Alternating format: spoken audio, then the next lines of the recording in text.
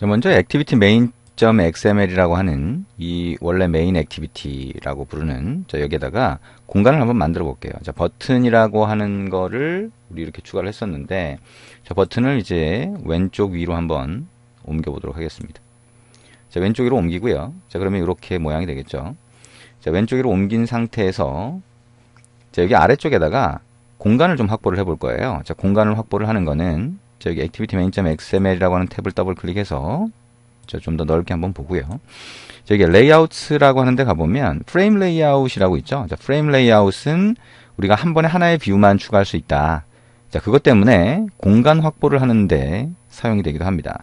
자, 여기다가 한번 갖다 넣어보죠. 자, 여기 보니까 제대로 추가가 안 되네요. 그죠? 프레임 레이아웃이라고 하는 게, 자, 오른쪽에 벽으로 딱 갖다 붙이고, 왼쪽 벽에 딱 갖다 붙이고, 자, 이렇게 하면, 자, 가로 방향을 꽉 채우고 있네요. 그 다음에 위쪽에 있는 이 연결점을 버튼의 아래쪽에다가 갖다 놓으면, 갖다 붙이면, 자, 이런 형태가 되겠죠. 자, 그 다음에 이 아래쪽에 있는 것도 뭐 맞출 수가 있는데요.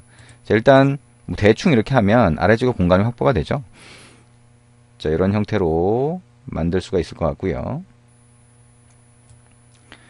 자, 이렇게 공간을 만약에 확보를 했다라고 하게 되면, 자, 여기에다가 이제 부분 화면을 위해서 만든 뷰를 갖다 넣겠다는 거예요. 근데 그 부분 화면이라고 하는 게 레이아웃을 가지고 뷰를 만들게 되면 그 안에다가 내가 원하는 대로 추가할 수가 있겠죠. 그리고 그거를 자, 우리가 화면을 위해서 XML 파일 하나와 자바 파일 하나를 구성을 했는데, 자, 그것처럼 부분 화면도 XML 파일 하나와 자바 파일 하나로 구성될 수가 있어요.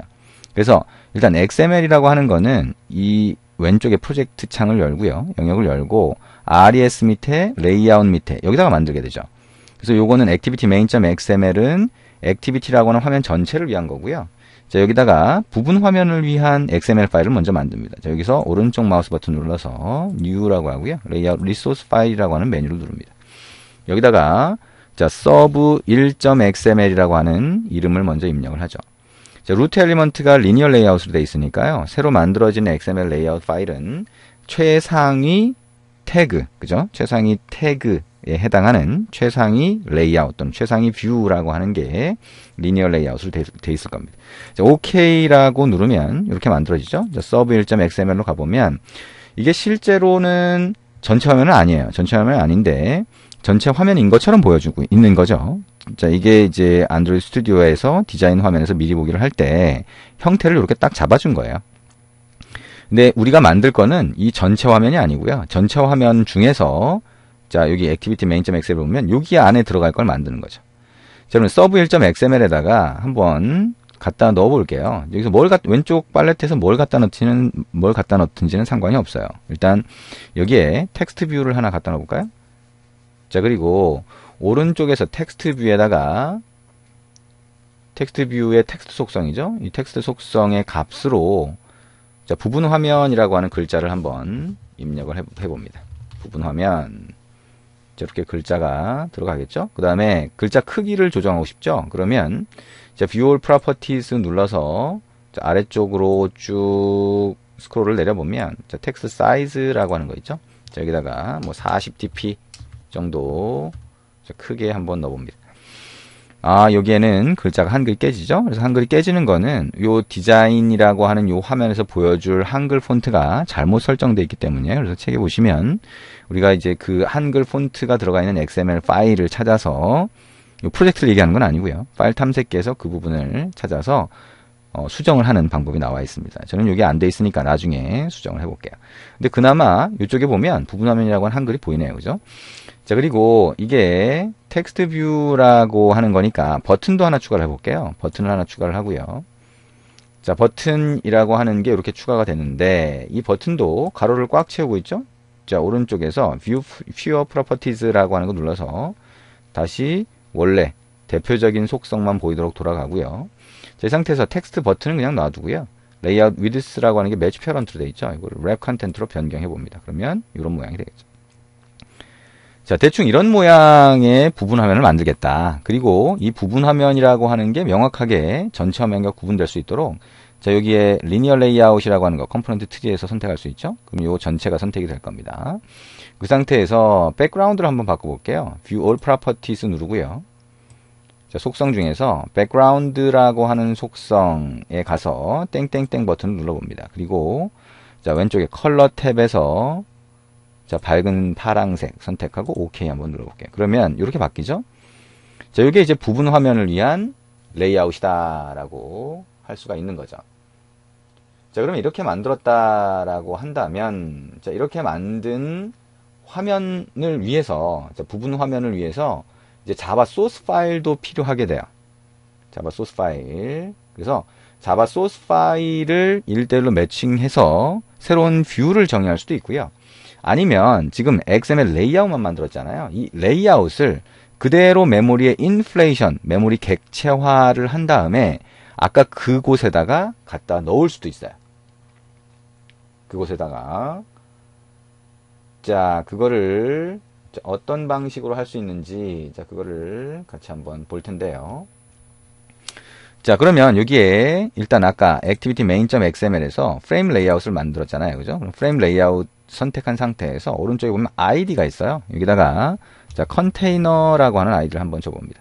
컨테이너는 보통 많이 쓰는 아이디 중에 하나예요. 그래서 다른 것들을 담고 있을 수 있는 영역을 확보를 했을 때 그걸 이제 컨테이너라고 하는 아이디 이름으로 많이 줍니다.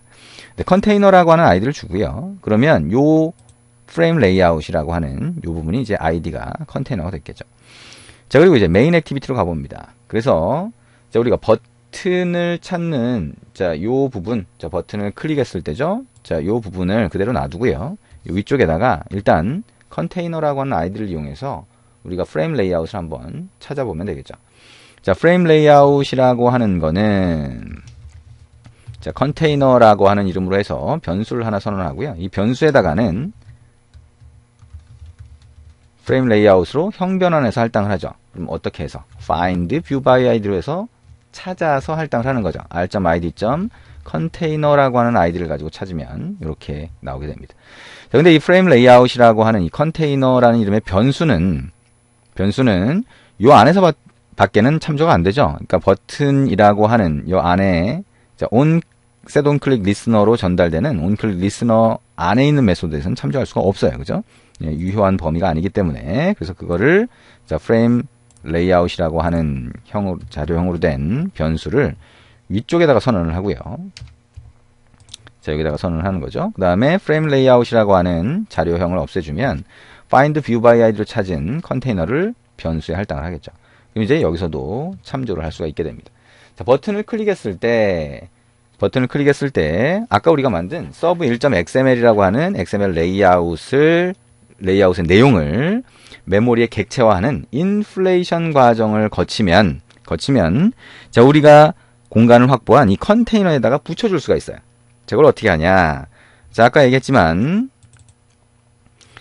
자, 여기서 get system service라고 하는 메소드를 호출할 수 있어요. 이거는 액티비티에서 사용할 수 있는 메소드이고요. 여기다가 context. 자, layout inflator service라고 하는 상수를 전달합니다. 그러면 왼쪽으로 반환되는 리턴되는 객체가 layout inflator라고 하는 게 돼요. 자, 이거를 inflator라고 하는 이름의 변수를 한번 받아봅니다. 그리고 layout inflator로 형 변환해서 받는 거죠. 자, 여기에 inflator라고 하는 자, 변수가 있는데 여기에는 inflator 점 해보면 inflate라고 하는 메소드가 있어요.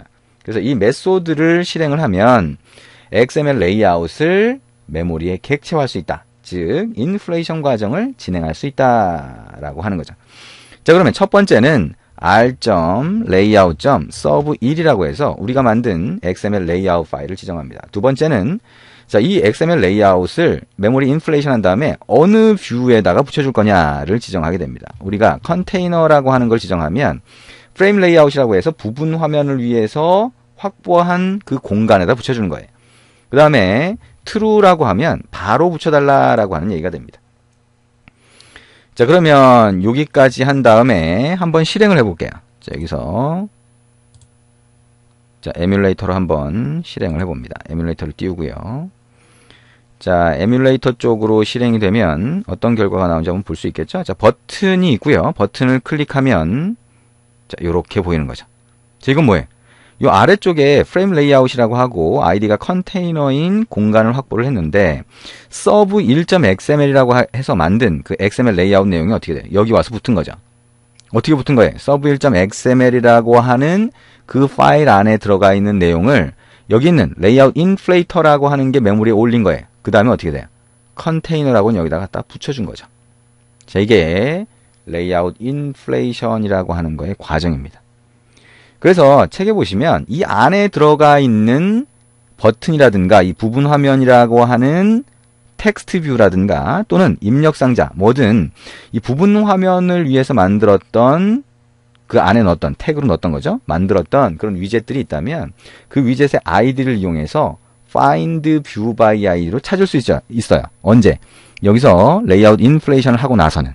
그래서 부분 화면이든 전체 화면이든 인플레이션을 하고 나면 그 안에 들어가 있는 위젯, 즉 뷰라고 하는 거를 아이디를 이용해서 찾아낼 수 있다. 그리고 찾아내서 사용할 수 있다라고 생각을 하시면 됩니다.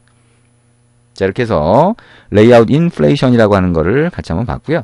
레이아웃 인플레이션이라고 하는 건 전체 화면을 위한 레이아웃 인플레이션이 있고 그다음에 부분 화면을 위한 레이아웃 인플레이션이 있다. 그래서 부분 화면인 경우에도 이런 식으로 해서 메모리에 객체화하는 과정을 거치면 그 안에 들어가 있는 위젯 또는 뷰라고 하는 걸 아이디를 이용해서 찾아서 사용할 수 있다라고 생각을 하시면 되겠습니다. 자, 좀 이해가 되셨죠? 그래서 지금까지 우리가 화면 구성을 하고 그 안에 있는 거를 첫 번째 F부터 시작해서 find view by id로 찾아서 썼는데 그게 우리가 눈에 안 보이지만 자, 이런 과정을 거친다라고 하는 거 잘 한번 이해를 해보시면 좋겠습니다. 수고하셨습니다.